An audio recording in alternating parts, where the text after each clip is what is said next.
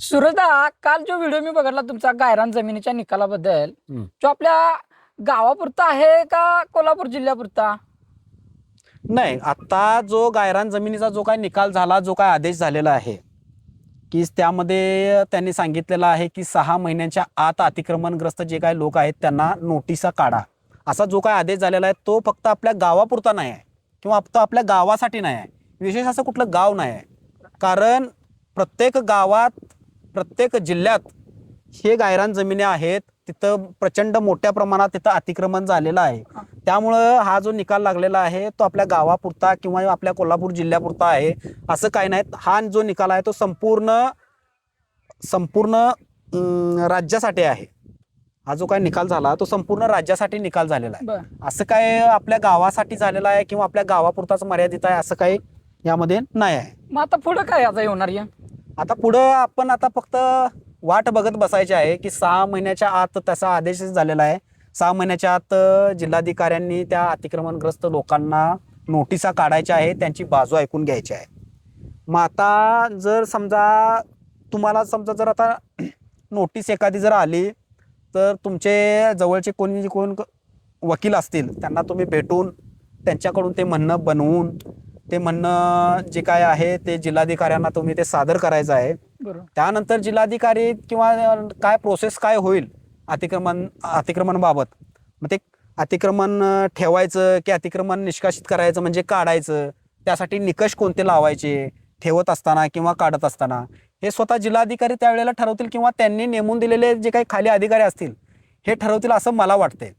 त्यामुळं निकाल जो आहे तो आपल्या फक्त गावासाठी लागला किंवा आपला गावापुरतं मर्यादित आहे असं काही नाही आहे.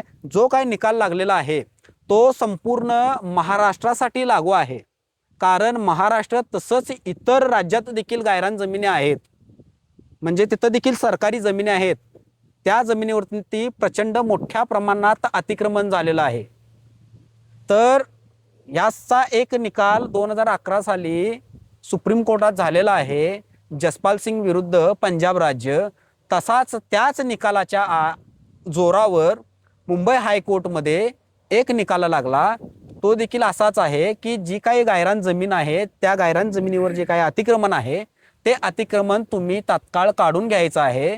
त्याचबरोबर तुम्हाला अतिक्रमण काढत असताना तुम्हाला पोलीस बंदोबस्त देखील दिला जाईल असा तो आदेश आहे. मग आता जिल्हाधिकारी 6 महिन्यानंतर काय करतात किंवा 6 महिन्यात ते नोटिसा काढतात का हे आपल्याला आधी बघावं लागेल. मला असं वाटतंय की ते करतील, त्यांना आता तो निकाल मिळालेला देखील असेल. जर त्याने तसं नाही केलं तर ते देखील अडचणीत येऊ शकतात, कारण त्यांच्या विरोधात आता आपल्या हायकोर्टमध्ये कोल्हापूरमध्ये जे काही सर्किट बेंच झालेलं आहे मुंबई हायकोर्टाचं, तिथं देखील एखादी कोणीही जाऊ शकते, मी जाऊ शकेन त्यांच्या विरोधात, असं काय नाही. पण ते अशी प्रोसेस होईल आणि त्यानंतर मग तुम्हाला ते सांगतील की हे आम्हाला डॉक्युमेंट द्या, तुम्ही कधी राहताय, कधीपासून राहताय, किती वर्ष राहताय, तुम्ही कोणत्या जातीचे आहात, तुम्ही SC मध्ये आहात का, अनुसूचित जातीचे आहात का, अनुसूचित जमातीचे आहेत का, तुम्ही भूमिहीन मजूर आहात का, अशा प्रकारचे ते काहीतरी निकष लावतील असं मला एक प्राथमिक दृष्ट्या असं मला वाटतंय. पण आता बघूया काय होईल, काय सांगता येत नाही. पण निकाल तर आता लागलेला आहे. 6 महिन्यात आता बघू आपण काय काय होतंय, काय काय घडामोडी होतात, काय काय घडत जातं हे बघायचं आपल्याला आणि त्यानंतर ठरवू. आणि निकाल जो लागलेला आहे तो आपल्या गावापुरता काही मर्यादित नाही आहे. संपूर्ण निकाल जो लागला तो संपूर्ण राज्यासाठी, संपूर्ण राज्यभरासाठी तो निकाल लागू आहे.